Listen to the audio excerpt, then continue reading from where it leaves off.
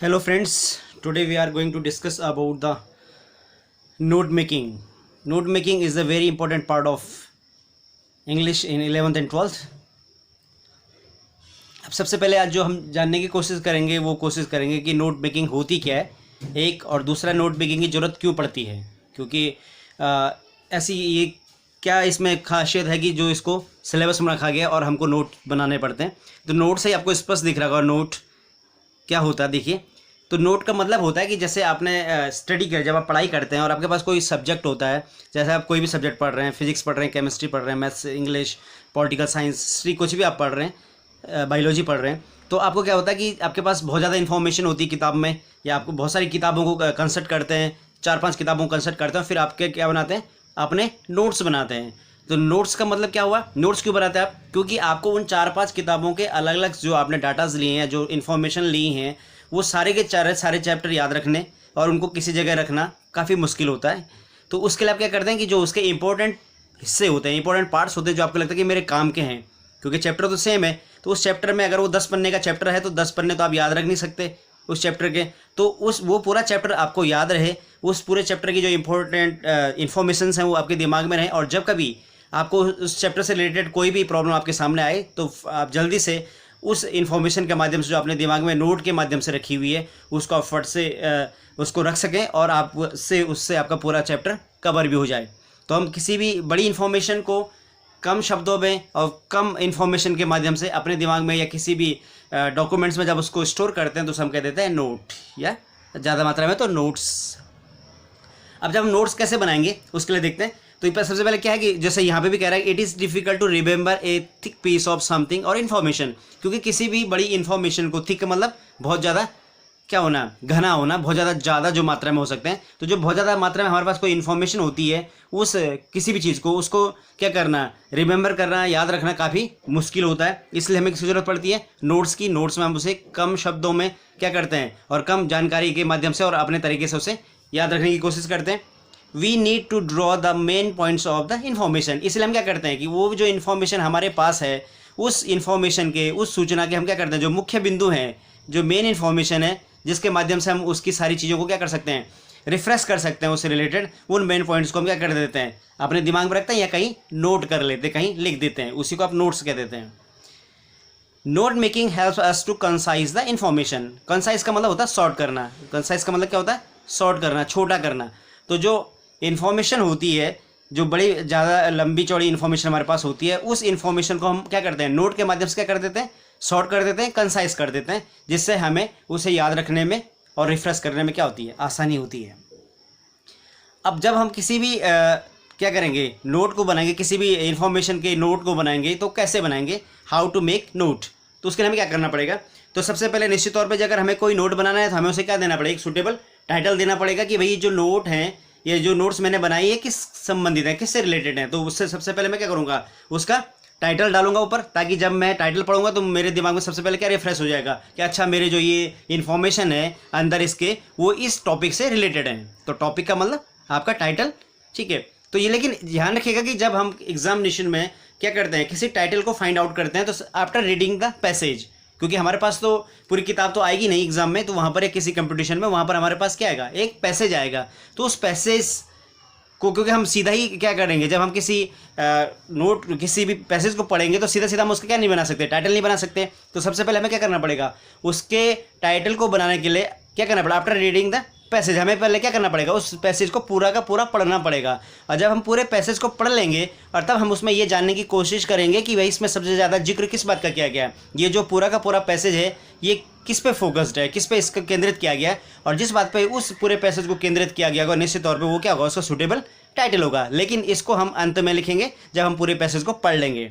इसलिए इसे यहाँ पे आपको दिख रहा होगा, लिखा है कि read the passage, notice the important information has been underline, कि जब भी हम क्या करेंगे, किसी भी पैसेज को पढ़ेंगे तो हम क्या करेंगे, उसमें जो नोटिस से जो नोटिस करेंगे, मतलब यहाँ पे नोटिस का मतलब जो हमारे ध्यान में आएंगे, संज्ञान में आएंगी, उन इंपॉर्टेंट इन्फॉर्मेशन को हम क्या करेंगे, अंडरलाइन कर देंगे, उसके अंडरलाइन कर देंगे, मतलब उसके नीचे लाइन खींच देंगे। वो हम ऐसा क्यों करेंगे, जैसे आपको ये 11th की हॉर्नबिल बुक है इंग्लिश की, तो इसमें दिख रहा होगा, यहाँ पर आप देख सकते हैं। तो यहाँ पर इस किताब में आपको दिख रहा होगा ये जो इंपॉर्टेंट नोट्स जो हैं, ठीक है, ये क्या की गई हैं, अंडरलाइन की गई हैं। और ये अंडरलाइन करने का फ़ायदा आपको आगे बताऊंगा मैं कि ये अंडरलाइन करने से आपको क्या फ़ायदा होगा। देखिए जो इंपॉर्टेंट, क्योंकि आपने इस पैसेज को पूरा पढ़ा और जो भी आपको इसमें क्या लगा इंपॉर्टेंट नज़र आया उसको आपने क्या कर दिया, अंडरलाइन कर दिया। ठीक है, अब इसका क्या फ़ायदा होगा इसको हम आगे देखेंगे। उसके बाद हम क्या करेंगे, right the main points without full forms of the verbs. अब जो हमने क्या किया, अब हम ये जो हमारी लिखने की वो आ रही है कि हम इसमें क्या करेंगे, उनको लिखना शुरू करेंगे, पॉइंट्स में लिखना शुरू करेंगे। क्योंकि पॉइंट्स में क्या फ़ायदा होता है लिखने से कि भाई हमें, ताकि वो याद रह सके अपने ढंग से। अब क्योंकि जब आप उसके पॉइंट्स बनाएंगे तो पॉइंट्स में हम क्या नहीं करेंगे, वर्ब का यूज़ नहीं, मतलब ग्रामर का यूज़ नहीं करेंगे ज़्यादा। ग्रामेटिक यूज़ जैसे आप दिख रहा होगा, आर्टिकल्स का यूज़ नहीं करेंगे, प्रीपोजिशन का यूज़ नहीं करेंगे, कंजक्शन का यूज़ नहीं करेंगे, ठीक है, आपका डिटरमाइनर का यूज़ नहीं करेंगे।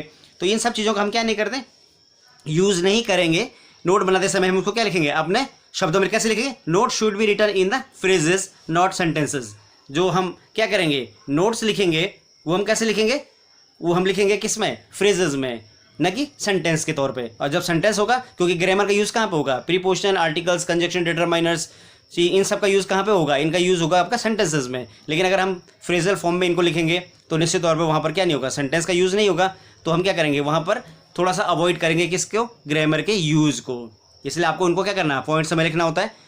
इसलिए आप क्या कर सकते हैं कि अगर आपको इनको सेंटेंस के तौर पे नहीं लिखना है तो आप 2 और 3 related ideas can be combined into 1 point. तो हम क्या कर सकते हैं, 2-3 जो आइडियाज़ हैं, 2-3 जो विचार हैं जो हमें लग रहे हैं क्या कि ये थोड़ा सा इंपॉर्टेंट है, इनको क्या रखा जा सकता है, हेडिंग बनाई जा सकती है, इनको नोट किया जा सकता है। तो उनको हम 2-3 आइडियाज़ को एक साथ लिख करके उसका एक पॉइंट बना सकते हैं। क्योंकि हमें ग्रामर तो यूज़ करनी नहीं है, ठीक है, हमें सेंटेंस के तौर पर लिखना नहीं है। तो अपने याद करने के लिए, अपनी मेमोरी में रिफ्रेश करने के लिए हम उनको कुछ इस तरह से पॉइंट्स बना सकते ताकि हमें जब जरूरत पड़े तो हमें वो क्या आ जाए, याद आ जाए। तो हम उसका पॉइंट्स बना लेंगे 2-3 आइडियाज़ का।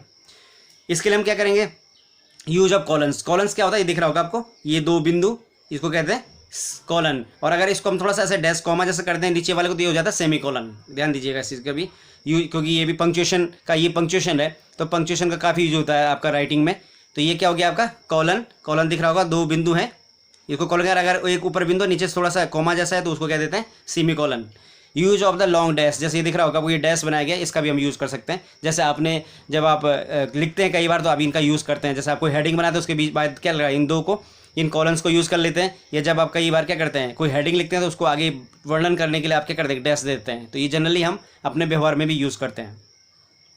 दूसरी इंपॉर्टेंट चीज़ क्या है कि जब हम नोट बनाएंगे, क्योंकि हम क्या कर रहे हैं, ग्रामर का यूज़ तो कर नहीं रहे हैं, ठीक है, और आप क्या कर रहे हैं, आर्टिकल्स नहीं यूज़ कर रहे हैं, प्रीपोजिशन यूज़ नहीं कर रहे हैं, कंजक्शन यूज़ नहीं कर रहे हैं, डिटरमाइनर्स यूज़ नहीं कर रहे हैं। तो note must make sense when they are read, otherwise they will be of no use.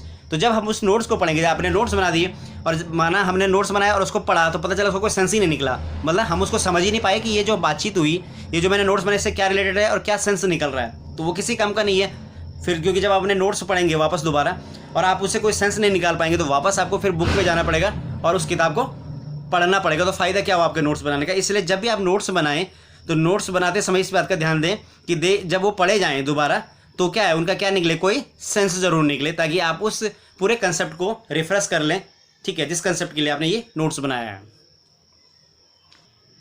अब देखिए, अगर हमारे पास कोई इन्फॉर्मेशन आई तो उस इन्फॉर्मेशन को हम डिवीजन कैसे करेंगे, उसको बांटेंगे कैसे। तो जब भी कोई, क्योंकि हमारे पास जो एग्जामिनेशन में जो आएगा वो एक पैसेज आएगा जो मैंने अभी आपको दिखाया था हॉर्नबिल का, तो एक पैसेज आएगा। तो उस पैसेज को हम कैसे बांटेंगे अपने नोट्स में, या हम उसके नोट्स कैसे बनाएंगे, उसका जो डिवीज़न होगा कैसे होगा। तो सबसे पहले हम क्या करेंगे, एक टाइटल देंगे उसको। और मैंने शुरू में ही आपको कहा कि टाइटल आप पूरे पैसेज को पढ़ने के बाद जो जिस बात पर वो पूरा का पूरा टॉपिक या वो पैसेज केंद्रित होगा, सेंट्रलाइज होगा, उस बात को हम क्या बना देंगे, उसका टाइटल बना देंगे। ये तो पढ़ने के बाद देंगे। उसके बाद हमें लगेगा उसमें कुछ क्या होंगे, ये कितने हिस्सों में डिवाइड होगा। एक तो टाइटल होगा, उसके बाद उसमें क्या होंगी, मेन हेडिंग्स होंगी, उसके बाद क्या होंगी, सब हेडिंग्स होंगी, उसके बाद फिर सब हैं सब हेडिंग, उसकी भी सब हेडिंग होगी। इसलिए इसको 2 बार सब लिख दिया ताकि आपको क्या हो जाए, कन्फ्यूजन न हो। ये जो सब हेडिंग है उसकी भी क्या बनाएंगे हम, फिर सब हेडिंग बना सकते हैं। ये जो मेन हेडिंग्स होती हैं ये कम से कम 5 या 7 होनी चाहिए। अगर ये डिपेंड करता है आपके पैसेज पे कि पैसेज कितना बड़ा है। अगर पैसेज छोटा है तो 4-5 हेडिंग से भी हो जाएगा, और अगर आपका पैसेज बड़ा है तो आप क्या कर सकते हैं, 4 से 7 या 5 से 7 हेडिंग्स भी बना सकते हैं। वो भी कौन सी हेडिंग, मेन हेडिंग्स। तो जो आपकी होंगी वो मेन हेडिंग्स होंगी। उसका आप क्या बनाएंगे, सब हेडिंग। सब हेडिंग बनाने का क्या होगा कि जैसे आपके पास सपोज क्या है, आपका मेन हेडिंग, पहली मेन हेडिंग आपने बनाई, उसके अंदर उसी मेन हेडिंग आपको लगा यार कि मेरे को क्या करना है, एक छोटा सा पॉइंट और बनता है, तो आप क्या करते हैं, पहले का पहला, मतलब पहले मेन हेडिंग की एक पहली सब हेडिंग, पहले मेन हेडिंग की दूसरी सब हेडिंग भी डाल सकते हैं, पहले मेन हेडिंग की तीसरी सब हेडिंग, पहले मेन हेडिंग की चौथी सब हेडिंग और पहले मेन हेडिंग की पांचवी सब हेडिंग। फिर आपको लगा कि ये मेरी पहली मेन हेडिंग क्लियर हो गई, अब मुझे दूसरी मेन हेडिंग बनानी है, तो दूसरे मेन हेडिंग उसमें भी आपको लगा कि मुझे कोई सब हेडिंग बनानी है, तो उसका भी क्या आ जाएगा, सब हेडिंग आ जाएगी। एक तरीका तो इसका ही है।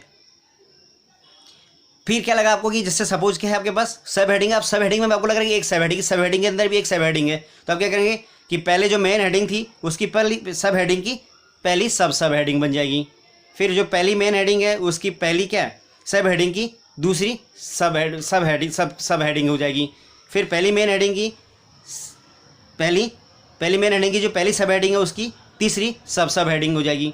इस क्रम में ये चले जाएंगे। अब इसको ज़्यादा बेहतर आप इससे समझ सकते हैं। देखिए यहाँ पे फॉर्मेट बना हुआ है, इस फॉर्मेट समझेंगे आप कि आप ये डालेंगे, इस फॉर्मेट को देखिए कि सबसे पहले क्या लिखा हुआ आपके सामने फॉर्मेट है। आपने सबसे पहले क्या लिखा, टाइटल लिखा, टाइटल के नीचे आपने क्या लिखा, मेन हेडिंग। ठीक है, अब मेन पहली मेन हेडिंग आपकी है तो पहली मेन हेडिंग आपने ये लिख दी। सपोज यहाँ पे आपकी ये है तो आपकी मेन हेडिंग आपने यहाँ पे लिख दी, ये इस पोर्शन में आपने अपनी मेन हेडिंग लिखी, यहाँ पे आपने मेन हेडिंग लिख दी। अब उसके बाद क्या लगा कि आपको यार कि मुझे इसकी सब हेडिंग, तो ध्यान भी दीजिएगा कि इसमें स्पेस का थोड़ा सा ध्यान दीजिएगा। जो ये आपको यहाँ पे लाइन खींची गई इससे लग रहा होगा कि आपने ये मेन हेडिंग है पहले, उसके बाद थोड़ा आपने ये लिखा, उसके बाद जब सब हेडिंग बनाएंगे उसकी तो थोड़ा सा उसके बीच में गैप होगा सब हेडिंग के लिए। तो आप क्या करेंगे, जो मेन हेडिंग है उससे थोड़ा दूर नीचे दूसरी जो लाइन होगी उसमें थोड़ा दूर जाके आप क्या लिखेंगे, पहली सब हेडिंग लिखेंगे आप, क्योंकि आपको बताना है कि भाई ये जो मेरी सब हेडिंग है ये पहली हेडिंग की सब हेडिंग है। तो पहली हेडिंग की मेन हेडिंग की पहली सब हेडिंग हो गई ये। अब फिर आपको लगा कि एक पॉइंट और बनता है तो आप क्या करेंगे, पहली मेन हेडिंग की दूसरी सब हेडिंग। और फिर आपको लगता है कि एक पॉइंट और बनता है तो आप क्या करेंगे, पहली जो मेन हेडिंग है उसकी तीसरी सब हेडिंग। तो ये यहाँ से शुरू करेंगे आप, मतलब जो मेन हेडिंग है जहाँ पर आपका मेन हेडिंग का पॉइंट है वहीं उसी के ठीक नीचे आप सब हेडिंग का पॉइंट नहीं डालेंगे। आप क्या करेंगे, सब हेडिंग का जो पॉइंट डाल रहे होंगे तो उसको थोड़ा डिस्टेंस में डालेंगे ताकि मेन हेडिंग का स्पेस अलग दिखे और सब हेडिंग का स्पेस अलग दिखे। और फिर माना आपको लग रहा है यार कि जो मेरी सब हेडिंग्स थी उसमें भी सब हेडिंग है, तो फिर आप क्या करेंगे, फिर आप वही देखिए स्पेस देंगे। तो आप जो सब हेडिंग है उसके ठीक नीचे क्या नहीं करेंगे, उसके ठीक नीचे सब हेडिंग नहीं डालेंगे, आप उसमें भी थोड़ा स्पेस देंगे। देखिए ये यहाँ पर ये आ रही है सब हेडिंग, इसमें फिर स्पेस दे के आप क्या करेंगे, सब हेडिंग डालेंगे। और फिर यहाँ पर आप क्या लिखेंगे, आपको लग रहा है कि जो मेरी पहली मेन हेडिंग थी उसकी जो पहली सब हेडिंग है उसमें भी एक मुझे सब हेडिंग दिख रही तो उसको आप यहाँ पे लिख देंगे। फिर आपको लग रहा है कि जो मेरी पहली मेन हेडिंग थी, ठीक है, उसके क्या है पहली सब हेडिंग की दूसरा सब हेडिंग है तो उसको आप यहाँ पे लिख देंगे। तो इस तरह से आप इस क्रम में लिखते चले जाएंगे। फिर आएंगे आपने कहा यार कि मेरी पहली मेन हेडिंग अब लगभग इसी तरह से 1 2 3 ये एग्जाम्पल के तौर पर दिया गया है, जरूरी नहीं कि 3 ही हो, 2 भी हो सकती है, 1 भी हो सकती है। फिर आपको लगा कि यार मेरी पहली मेन हेडिंग का जितना भी क्या था कंसेप्ट था वो मेरा क्लियर हो चुका है, मैंने सब कुछ इसमें बना दिया है, अब मुझे कोई कन्फ्यूजन नहीं बचा। तो आप क्या करेंगे, फिर आपको लगा यार मेरी दूसरी मेन हेडिंग आ रही है उस पैसेज से रिलेटेड, उस टॉपिक से रिलेटेड। तो फिर आपने क्या करा, देखो मेन हेडिंग के नीचे फिर दूसरी मेन हेडिंग डाल दी। आपने कहा ये दूसरी मेरी मेन हेडिंग हो गई, आपने उस मेन हेडिंग दूसरी मेन हेडिंग को लिखा, ठीक है। फिर आपने कहा अब मुझे क्या करना है, उसमें सब हेडिंग लिखनी है पहली। तो आपने क्या किया, आपने कहा कि जो मेरा क्या देखिए दूसरा जो मेरी मेन हेडिंग है उसका पहला सब हेडिंग तो आपने लिख दिया, लेकिन उसको भी देखो आपने क्या किया, स्पेस छोड़ेंगे और फिर उसके बाद दूसरे पेज दूसरी लाइन से आप क्या करेंगे, दूसरी पहली लाइन में तो आपने मेन हेडिंग लिख दी, दूसरी जो आपकी लाइन थी उसमें फिर आपने ठीक उस मेन हेडिंग के नीचे नहीं लिखा पॉइंट, आपने क्या किया थोड़ी जगह छोड़ी दूसरी लाइन में और फिर जाके उस दूसरी सब हेडिंग को पॉइंट डाला। तो आपने कहा कि जो मेरी दूसरी क्या है मेन हेडिंग उसका पहला सब हेडिंग ये हो गया, फिर दूसरी मेन हेडिंग की दूसरी सब हेडिंग ये हो गई, फिर दूसरे मेन हेडिंग की तीसरी सब हेडिंग ये हो गई। और फिर आपने किया, फिर आपको इसमें भी लगा भाई कि मुझे क्या करना है, इस सब हेडिंग में भी क्या है कुछ और सब हेडिंग्स हैं तो आप फिर उसमें भी कर सकते हैं। अब देखिए फिर यहाँ पे भी आप जगह छोड़ेंगे, देखो ठीक सब हेडिंग नीचे सब हेडिंग नहीं लिखेंगे, ये भी सब हेडिंग ही होती है, लेकिन ये सब इसलिए लिखा गया ताकि आपको कन्फ्यूजन न हो और आप ये समझ जाएं कि भाई की जो सब हेडिंग होती है उसकी भी क्या हो जाएगी, सब हेडिंग हो सकती है। तो सब हेडिंग की सब हेडिंग इसलिए ऐसा लिखा गया। तो आप क्या करेंगे, जो सब हेडिंग है ठीक है उसको भी क्या करेंगे, सब हेडिंग से थोड़ा स्पेस देके लिखेंगे। तो यहाँ पर सब हेडिंग के नीचे नहीं आएगा, सब हेडिंग थोड़ा स्पेस देके फिर आप लिखेंगे। तो आपको लगा कि दूसरी जो सब हेडिंग है उसकी दूसरा जो मेन हेडिंग है उसके पहले सब हेडिंग की पहली सब हेडिंग, फिर दूसरी मेन हेडिंग की ठीक है पहले क्या आपका सब हेडिंग की दूसरी सब हेडिंग सब हेडिंग, फिर दूसरी मेन हेडिंग की दूसरी क्या जो आपका क्या है सब हेडिंग है उसके पहले सब हेडिंग की सब हेडिंग, तीसरी सब हेडिंग। तो ये इस तरह से आपका क्या हो जाएंगे सब हेडिंग्स होंगे। तो क्रम ध्यान दीजिएगा इसका कि पहले आप मेन हेडिंग को लिखेंगे ठीक है, लेकिन जब आप सब हेडिंग लिख रहे होंगे तो आप क्या करेंगे, पहले में जिस आप मेन हेडिंग की सब हेडिंग लिख रहे हैं उस पॉइंट को भी डालेंगे। पहली मेन हेडिंग आ गई, उसके बाद आप उसकी पहली सब हेडिंग लिख रहे हो तो पहला लिख देंगे। फिर अगर पहली मेन हेडिंग की आप दूसरी सब हेडिंग लिख रहे हैं तो पहले मेन हेडिंग, दूसरी सब हेडिंग, फिर पहली मेन हेडिंग और तीसरी सब हेडिंग। और मेन हेडिंग के नीचे ही आप सब हेडिंग का पॉइंट नहीं डालेंगे, थोड़ा स्पेस छोड़ेंगे उसको लिखने के लिए और उसके पॉइंट्स को डालने के लिए। फिर अगर आपको लग रहा है कि सब हेडिंग्स में भी सब हेडिंग्स हैं तो फिर आप फिर मेन हेडिंग का भी जिक्र करेंगे, फिर उस सब हेडिंग का जिक्र करेंगे जिस सब हेडिंग का आप सब हेडिंग लिख रहे हैं। फिर उसके बाद आप क्या करेंगे, उस सब दूसरी सब हेडिंग है तो आपको लगेगा कि फिर मेन हेडिंग आएगी, फिर उसकी सब हेडिंग आएगी और फिर उसका क्या आएगा, दूसरी सब हेडिंग आ जाएगी। इस क्रम में आप लिखेंगे। एक फॉर्मेट इसका ये हुआ। दूसरा फॉर्मेट एक और है। दूसरा तरीका ये है कि आप मेन हेडिंग लिखेंगे, पॉइंट्स आ गया। फिर माना अगर आपको उसकी सब हेडिंग लिखनी है तो जो मैंने बताया स्पेस तो आपको छोड़ना ही पड़ेगा। आपने मेन हेडिंग डाली, उसके बाद सब हेडिंग को आप थोड़ा स्पेस डाल के लिखेंगे और पहले उसका पॉइंट। लेकिन उसको जैसे वहाँ पर हम क्या लिख रहे थे, पहले की मेन हेडिंग का, पहली मेन हेडिंग का पहला 1.1 लिखा था, लेकिन यहाँ पर इस तरह से लिखेंगे हम। ये देखो रोमन में ये इस तरह से एक पॉइंट बना है फर्स्ट, तो यहाँ पर हमको एक लिखने की जरूरत नहीं पड़ेगी। एक नहीं लिखना है हमें, क्योंकि यहाँ पर हमने तरीका बदला है, उसका जो पैटर्न है वो बदला है थोड़ा सा उसका। क्योंकि वहाँ पर हम तो क्या लिख रहे थे, वहाँ पर नंबर 1 लिख रहे थे तो दूसरा नंबर 1, तो इसलिए कन्फ्यूजन हो सकता है एक एक क्या हुआ। इसलिए यहाँ पर क्योंकि तरीका ही अलग है, यहाँ पर 1 लिखा है, यहाँ पर उसका रोमन तरीका लिख दिया 1 इस तरह से, तो यहाँ पर कन्फ्यूजन नहीं होगा। इसलिए हमें यहाँ पे 1 लिखने की जरूरत नहीं है। अब माना हमें इस सब हेडिंग में सब हेडिंग से मिली तो फिर हम स्पेस छोड़ करके जो दिख ही रहा होगा आपको यहाँ पर ये देखो आपको दिख रहा है सब हेडिंग के लिए हमने क्या किया है, मेन हेडिंग यहाँ पर से आई, सब हेडिंग यहाँ से लिखेंगे और जो सब हेडिंग होगी वो यहाँ पर से आ जाएगी। तो माना इस पहली सब हेडिंग की हमें क्या किया, सब हेडिंग लिखे तो हम उसे ए नाम देंगे पहले को।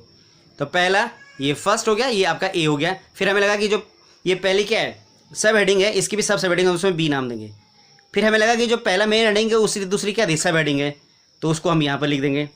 फिर हम क्या करेंगे कि माना उस क्या है सब हेडिंग में भी क्या है, फिर हमारे पास सब हेडिंग है तो हम फिर यहाँ पर से लिख देंगे ए और बी। इस तरह से इसी क्रम में ये इस तरह से नीचे तक आते जाएंगे। ये फॉर्मेट आपके पास, आप दोनों बस फॉर्मेट में से किसी भी फॉर्मेट को अप्लाई कर सकते हैं अपनी राइटिंग के लिए। तो ये आपको दिख रहा होगा।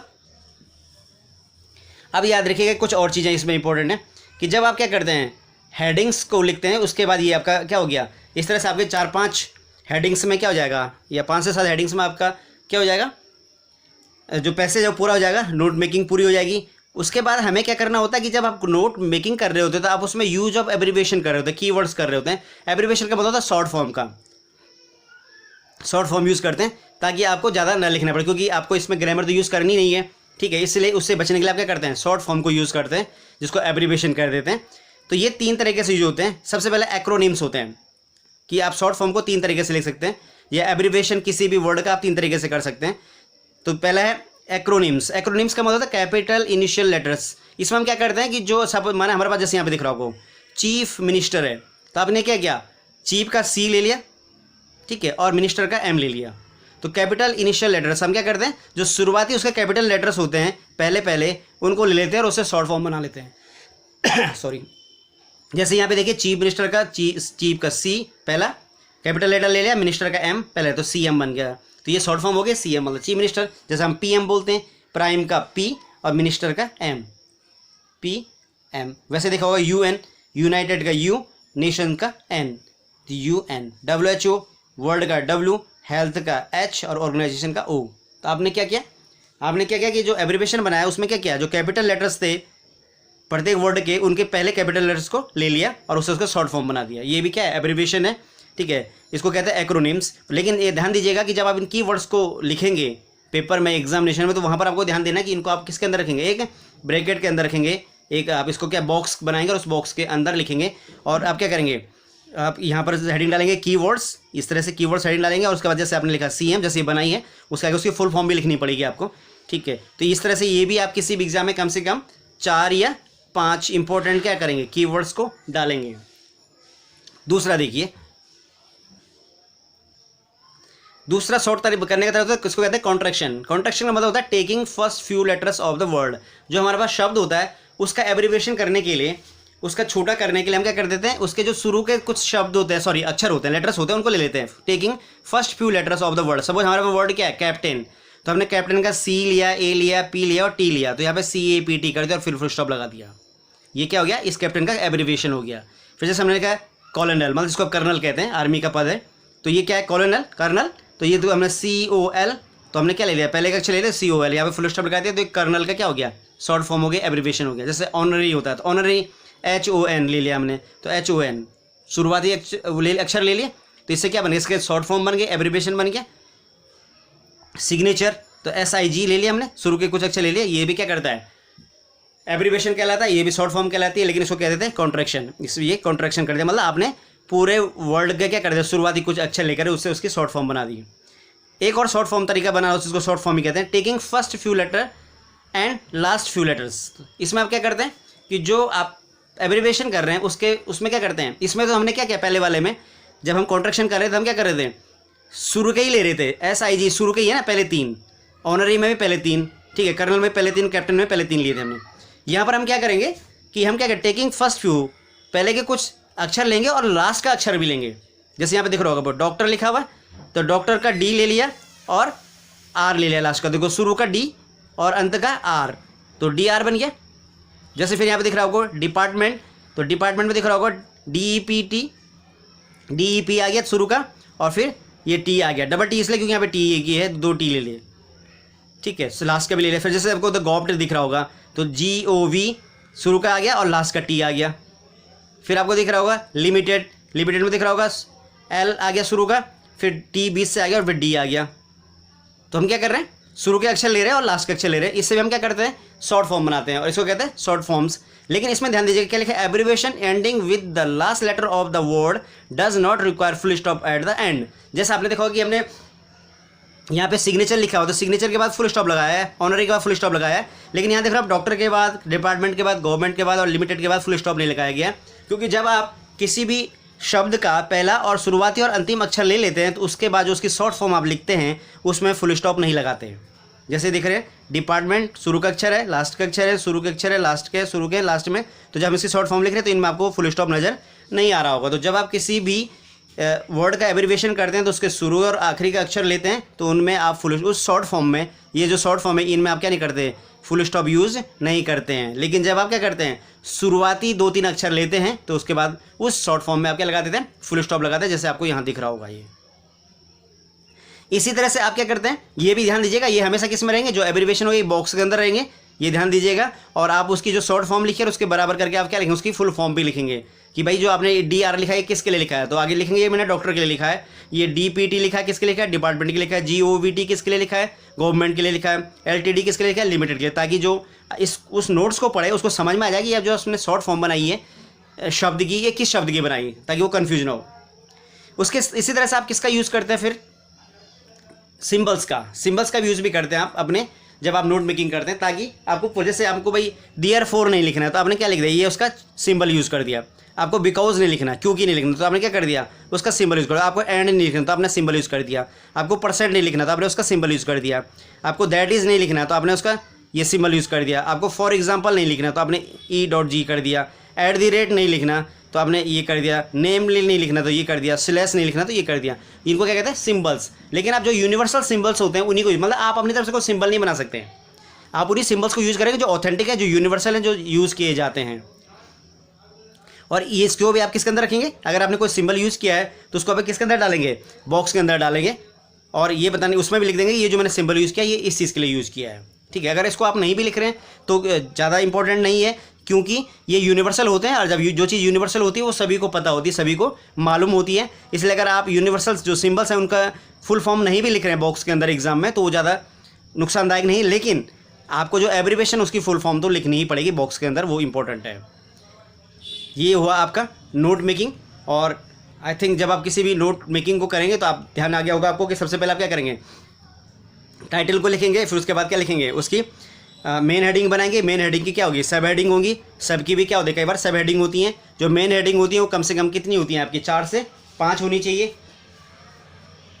4 से 5 मेन हेडिंग्स होनी चाहिए। उसके बाद आपके पास क्या होगा, उसमें आप जो मेन हेडिंग्स हैं उसमें आप किसका यूज़ करेंगे, उसमें यूज़ करेंगे आप सब हेडिंग्स का, सब हेडिंग्स में भी फिर सब हेडिंग का। और उसके बाद आप क्या करेंगे, एब्रिविएशन यूज़ करेंगे, उसको एक बॉक्स में डालेंगे।